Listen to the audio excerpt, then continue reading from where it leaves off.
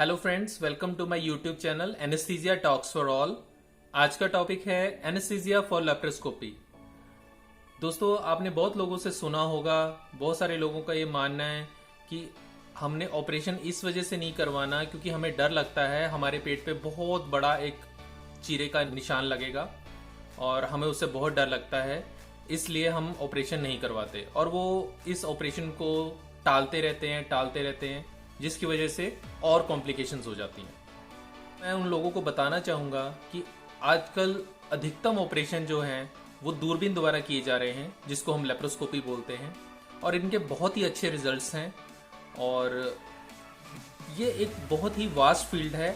आज हम इसी के बारे में जानेंगे कि लेप्रोस्कोपी क्या है, इसमें किस तरीके से ऑपरेशन किए जाते हैं और इसमें एनेस्थीसिया का क्या रोल है, इसमें एनेस्थीसिया की क्या क्या इंपॉर्टेंस है, इसमें क्या इम्प्लीकेशंस हैं, क्या क्या दिक्कतें आ सकती हैं, इसके बारे में जानेंगे। पहले हम थोड़ा लेप्रोस्कोपी के बारे में जान लेते हैं। दोस्तों, लेप्रोस्कोपी का दो शब्दों से बना है, लेप्रो और स्कोपी। लेप्रो का मतलब होता है पेट, अगर हम सामान्य भाषा में बोले पेट, और स्कोप मतलब देखना, यानी पेट के अंदर एक छोटा सा सुराख करके हम पेट के अंदर जो भी कोई प्रॉब्लम है उसको कैमरे के जरिए एक टीवी स्क्रीन पर, मॉनिटर पर देख सकते हैं। तो उसमें कोई बड़ा इंसिजन या कोई बड़ा चीरा नहीं दिया जाता, जस्ट एक 1 सेंटीमीटर का छोटा सा चीरा दिया जाता है पेट के ऊपर, जिसमें वो कैमरे वाला जो पोर्ट होता है वो डाला जाता है और उससे फिर सारा पेट में जो भी कोई प्रॉब्लम है वो हमें सामने टीवी पे, मॉनिटर पे दिख जाती है। तो ये बहुत ही आज एडवांस प्रोसीजर है, बहुत ही कॉमनली आजकल यूज हो रहा है और इससे ऑलमोस्ट सभी तरीके की जो सर्जरीज हैं वो हम लेप्रोस्कोपी द्वारा कर सकते हैं, जैसे कि पित्ते की पथरी का ऑपरेशन, अपेंडिक्स का ऑपरेशन, बच्चेदानी में जो रसौली होती है उनका ऑपरेशन, बच्चेदानी पूरा निकालना वो भी दूरबीन से द्वारा संभव है, और कईयों के ओवेरियन सिस्ट्स होते हैं उनका ऑपरेशन, या फिर बच्चेदानी में रसौलियां होती हैं, अकेली रसौली ही निकालनी है जिसको हम मायोमेक्टमी बोलते हैं। तो ये सारे ऑपरेशन बहुत कॉमनली किए जाते हैं और भी जो एडवांस सर्जरीज हैं, जो बड़ी सर्जरीज हैं जो इंस्टीट्यूट्स में होती हैं, जैसे बैरिएट्रिक सर्जरी होती है, मोटापे के लिए जो मोटापा कम करने के लिए सर्जरी होती है बैरिएट्रिक सर्जरी, कैंसर सर्जरीज होती हैं, किसी भी जैसे जो खाने की पाइप होती है उसका कैंसर होता है या पेट में कुछ कैंसर होते हैं, आजकल ये सब लेप्रोस्कोपी द्वारा किए जाते हैं। ब्रेन की सर्जरी में लेप्रोस्कोपी आ गई है और हमारी जो फेफड़ों की सर्जरी है उसमें भी लेप्रोस्कोपी का यूज किया जाता है। ये तो रहा लेप्रोस्कोपी के बारे में जनरल ओवरव्यू। दोस्तों, अब हम जानेंगे एनेस्थीसिया के बारे में। लेप्रोस्कोपी प्रोसीजर्स में एनेस्थीसिया का क्या महत्व है और इसको किस तरीके से दिया जाता है। जिस तरीके से सर्जरी में एडवांसमेंट्स आई हैं, पहले चीरे वाले ऑपरेशन हुआ करते थे, उसके बाद अब लेप्रोस्कोपी वाला ऑपरेशन होने लग गए हैं, उसी तरीके से एनेस्थीसिया में भी बहुत सारी एडवांसमेंट्स हुई हैं और बहुत सारी नई मेडिसिन आ गई हैं, नई तकनीक आ गई हैं, जिसकी वजह से जो लेप्रोस्कोपिक प्रोसीजर्स है उनका सक्सेस रेट बहुत ज़्यादा बढ़ गया है। मोस्ट कॉमनली जो जितने भी लेप्रोस्कोपिक प्रोसीजर्स हैं ये अंडर जनरल एनेस्थीसिया किए जाते हैं। मैंने आपको पहले भी बताया था, हमारे मोस्टली दो तरीके के एनेस्थीसिया दिए जाते हैं, एक जनरल एनेस्थीसिया और एक स्पाइनल एनेस्थीसिया। स्पाइनल एनेस्थीसिया के बारे में मैंने आपको, जो मेरा पुराना वीडियो है सिजेरियन ऑपरेशन के बारे में, उसमें मैंने आपको स्पाइनल एनेस्थीसिया के बारे में बताया था। आज हम जनरल एनेस्थीसिया के बारे में डिस्कस करेंगे। जो लेप्रोस्कोपिक प्रोसीजर्स हैं, जितने भी लेप्रोस्कोपिक सर्जरीज हैं, वो जनरल एनेस्थीसिया में ही मोस्टली की जाती हैं क्योंकि ये सेफेस्ट एनेस्थीसिया है लेप्रोस्कोपिक प्रोसीजर्स के लिए। जनरल एनेस्थीसिया देने से पहले पेशेंट का पहले पूरा चेकअप होता है, जैसे प्री एनेस्थीसिया चेकअप होता है। प्री एनेस्थीसिया चेकअप के ऊपर भी मैंने एक वीडियो बनाया था, वो भी आप देख सकते हैं। दोस्तों, मैं एक और चीज आपको बता दूं, जनरल एनेस्थीसिया में कोई भी आपको इंजेक्शन नहीं लगाया जाएगा, कोई बैक पे इंजेक्शन नहीं लगाया जाएगा और भी कहीं भी कोई भी इंजेक्शन नहीं लगाया जाता। इसमें जो हाथ पे आपके ड्रिप के लिए जो कैनुला लगा होता है, उसी में से ही सारी जो मेडिसिन हैं, बेहोशी की जो मेडिसिन हैं जनरल एनेस्थीसिया के लिए, वो दे दी जाती हैं। पेशेंट को कोई भी तकलीफ नहीं होती, कोई दर्द नहीं होता और पेशेंट बेहोश हो जाता है। इसमें चैलेंजेस क्या हैं जनरल एनेस्थीसिया में, क्या क्या इसमें जो बीमारियां हैं हमें अफेक्ट कर सकती हैं। जैसे बहुत सारे मरीजों को शुगर की तकलीफ होती है, ब्लड प्रेशर की दिक्कत होती है, दमे की तकलीफ होती है, या कई लोग हार्ट पेशेंट होते हैं, उनकी मेडिसिन चल रही हो, स्ट्रोक की दिक्कत होती है, या कई लोग थायराइड की प्रॉब्लम चल रही होती है, उनके थायराइड लेवल्स जो हैं वो कम होते हैं या ज़्यादा होते हैं।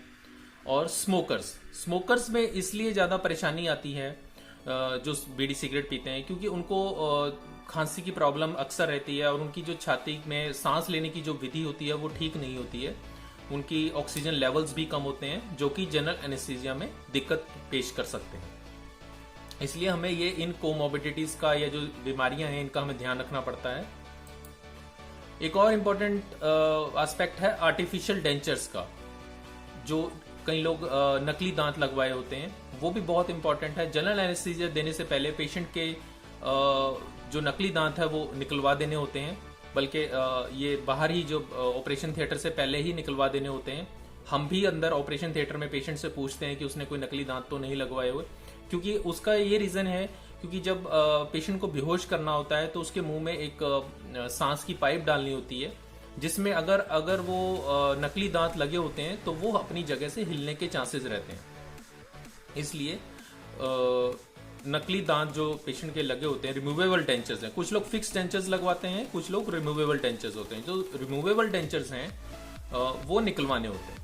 एक और चैलेंजिंग पार्ट है लेप्रोस्कोपी में, अगर पेशेंट ओबीज है यानी उसका वेट बहुत ज्यादा है तो उनमें भी दिक्कत आ जाती है।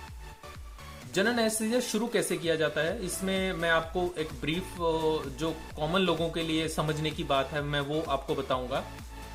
इसमें पेशेंट के मुंह में एक पाइप डाली जाती है जिसको हम सांस की पाइप बोलते हैं, एंडोट्रेकियल ट्यूब बोलते हैं। मुंह के रास्ते लंग्स तक नहीं पहुंचती, जो सांस की पाइप है हमारी जो लंग्स में जाती है वहां तक एक पाइप डाल देते हैं, जिससे मरीज खुद सांस नहीं ले पाता, उस मशीन सांस देती है, ले पाता क्योंकि वो बेहोश कर दिया गया होता है। आप ये पिक्चर में भी देख सकते हैं। इसमें मुंह के रास्ते एक ट्यूब डाली गई है जो कि विंड पाइप यानी सांस की पाइप में जा रही है, और इसी के थ्रू इसको मशीन के साथ कनेक्ट कर दिया जाता है। इसके बाद आता है पोजीशनिंग ऑफ द पेशेंट। एक बार जब इंटूबेट हो गया पेशेंट, उसकी जो सांस की नाली है वो डल गई है, उसके बाद पेशेंट की पोजीशन हमने देखनी होती है कि वो हर सर्जरी के लिए डिफरेंट होती है। किसी में सुपाइन पोजीशन होती है, पेशेंट आराम से सीधा ही लेट जाता है, या किसी में लिथोटमी पोजीशन बनाई जाती है जिसमें लेग्स थोड़ी ऊपर करनी होती हैं, या किसी में करवट दिलवा के लेटना होता है। तो ये हर ऑपरेशन में डिपेंड करता है क्या ऑपरेशन है। इसके बाद पेशेंट को मॉनिटर अटैच किया जाता है जिसमें ईसीजी होता है, पल्स ऑक्सीमीटर होता है, ब्लड प्रेशर चेक करते हैं, कार्बन डाइऑक्साइड लेवल्स देखने के लिए कैप्नोग्राफ होता है, टेम्परेचर प्रोब होती है। ये मॉनिटर अटैच किया जाता है और इस तरह की रीडिंग्स आती हैं मॉनिटर के ऊपर। इसके बाद मैं आपको ये दिखाना चाहूँगा तस्वीर के जरिए कि जो ये लेप्रोस्कोपी होता है इसमें एक कार्बन डाइऑक्साइड गैस होती है जो हम पेट में फिल करते हैं, और ये ऐसे पोर्ट्स बनाए जाते हैं जैसे आप देख रहे हैं 3 या 4 पोर्ट्स बनाए जाते हैं। डिपेंड करता है सर्जरी में, इनकी लोकेशन भी सर्जरी पे डिपेंड करती है कि कहाँ पे ये पोर्ट्स बनाने हैं। ये बहुत ही छोटे 0.5 सेंटीमीटर टू 1 सेंटीमीटर के ही साइज होता है इनका, बहुत ही छोटे पोर्ट्स होते हैं और इनका कोई खास निशान नहीं आता है, और इसी के थ्रू ही हम जो पेट में गैस फिल करते हैं, और जिससे एब्डोमेन जो है, पेट जो है हमारा थोड़ा फूल जाता है, और उसमें फिर हम कैमरा डालते हैं जिससे हमें दिखाई देता है। गैस हम डालते हैं, इसकी वजह से एनेस्थीसिया पार्ट में क्या प्रॉब्लम आती है वो ये है कि जब हम गैस डालते हैं पेट में तो उससे ब्लड प्रेशर बढ़ जाता है, हार्ट के ऊपर स्ट्रेस पड़ता है, और जो सर्कुलेशन है वो भी बढ़ जाती है। तो इसको फिर हम डिफरेंट जो मेडिसिन हैं हमारे पास एनेस्थीसिया की, वो उनके जरिए इनको मैनेज किया जाता है। जब सर्जरी फिनिश हो जाती है उसके बाद रोल आता है कि पेशेंट को अब बेहोशी से वापस लेके आना है, यानी एक्सट्यूबेशन करना है। जो हमने पहले ट्यूब डाली थी माउथ में, जो विंड पाइप में जा रही थी, उसको हम बोलते हैं इंट्यूबेशन, और जब उसको निकालना होता है ताकि पेशेंट खुद सांस लेने लग जाए उसको बोलते हैं एक्सट्यूबेशन। तो इसमें बेहोशी से पेशेंट को वापस लाना होता है, सांस की नली जो है वो निकाल दी जाती है। ये इतना सिंपल नहीं है जितना मैं बोल रहा हूँ, इसमें आपको इंजेक्शंस देने पड़ते हैं हमें, और चेक करना पड़ता है कि पेशेंट का जो सांस है वो एडिक्वेट आ रहा है या नहीं आ रहा है, पेशेंट सही तरीके से सांस ले रहा, खुद सांस ले पा रहा है या नहीं ले पा रहा है। अब जब वो हमें लगता है कि पेशेंट अब एनफ अपने एडिक्वेट सांस उसका लेने लग गया है, तब हम ये ट्यूब को निकाल देते हैं और फिर मरीज अपने आप से सांस लेने लगता है और रिस्पॉन्स भी देने लगता है। अब हम कुछ डिस्कस करेंगे इसमें क्या क्या कॉम्प्लिकेशंस आती हैं ऑपरेशन के बाद, क्या क्या कॉम्प्लिकेशंस आ सकती हैं। जो कॉमन कॉम्प्लिकेशंस आती हैं मरीजों को वो ये है कि पेशेंट को थोड़ा नोजिया लगता है, कि हमें उल्टी जैसा लग रहा है, या कईयों को गले में खराश होना लगता है। वो इसलिए होती है क्योंकि हमने जो सांस की पाइप डाली होती है गले के थ्रू, तो वो कई बार थोड़ा उससे हो जाती है दिक्कत, तो इसलिए खराश हो जाती है। वो भी धीरे धीरे टाइम के साथ ठीक हो जाती है।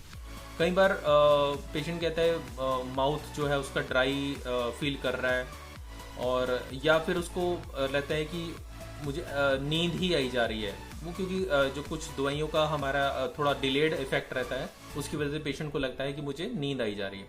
या फिर जो पूरी बॉडी में थोड़ा दर्द है, मांसपेशियों में दर्द है, वो भी क्योंकि पोजीशन इस तरीके की रहती है, कई बार सर्जरी के ऊपर डिपेंड करता है, तो कई बार ऐसी पोजीशन रहती है जिसमें लेग्स भी ऊपर उठी होती हैं, इस वजह से वो कई बार मांसपेशियों में भी दर्द होने लग जाता है।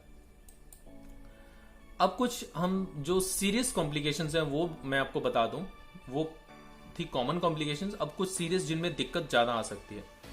एक है कि पेशेंट डिलीरियम में चला जाता है, कंफ्यूज स्टेट में चला जाता है। पेशेंट सही से जवाब नहीं देता है, सही से कॉन्शियस नहीं रहता, वो कंफ्यूज हो जाता है, उसको समझ नहीं आती कि वो कहाँ है, डिसओरिएंटेड सा हो जाता है।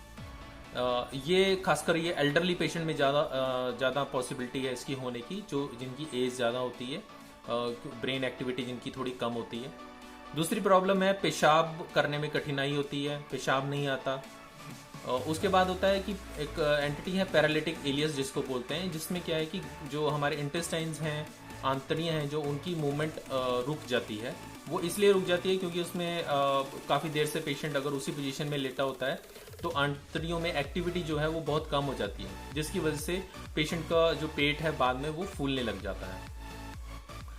नेक्स्ट कॉम्प्लिकेशन जो हो सकती है कि अगर पेशेंट को जैसे कि मैंने बताया था एक्सटूबेशन के टाइम जब बेहोशी से वापस लेके आ रहे हैं, तो उसका हमने सांस चेक करना होता है कि वो सांस सही तरीके से ले रहा है या नहीं ले रहा है। तो कई बार ऐसा होता है कि पेशेंट सही तरीके से सांस नहीं ले पा रहा होता, तो हम उसको फिर उसकी ट्यूब नहीं निकाल सकते, क्योंकि अगर हमने ट्यूब निकाल दी और वो खुद पेशेंट ने सांस सही तरीके से नहीं लिया तो दिक्कत बहुत ज़्यादा बढ़ जाएगी। तो ऐसे मरीज में हम क्या करते हैं कि पेशेंट को ट्यूब डली रहने देते हैं और उसको वेंटिलेटर मशीन यानी सांस वाली मशीन पे उसको रखने की जरूरत पड़ जाती है। ऐसे मरीज को फिर हम आईसीयू में शिफ्ट करना पड़ता है, इंटेंसिव केयर यूनिट में। वहाँ पे वेंटिलेटर होता है, मॉनिटर्स होते हैं, वहाँ उसकी सारी केयर की जाती है। फिर धीरे धीरे जब उसको सांस का जो लेने की विधि है वो बेटर होती जाती है, फिर उसको वेंटिलेटर मशीन से उतारा जाता है। कई बार इसमें अगर बहुत ही डिलेड सर्जरी चली है, लंबी सर्जरी चली है, तो उसमें एक ब्लड क्लॉट बन जाते हैं, ब्रेन में भी बन सकते हैं, बॉडी के किसी भी भाग में बन जाते हैं। ये एक और कॉम्प्लिकेशन हो सकती है। तो ये मैंने आपके सामने एनेस्थीसिया फॉर लेप्रोस्कोपी मैंने आपके सामने ब्रीफ में डिस्कस किया है। होप आपको ये समझ में आया होगा। अगर आपको कोई चीज इसमें क्वेरी है, कोई डाउट है, कोई चीज समझ नहीं आई है, या आपका कोई प्रश्न है इसमें, आप मुझे कमेंट सेक्शन में जरूर लिखें और मैं जल्दी नेक्स्ट वीडियो लेके आऊंगा। Thank you.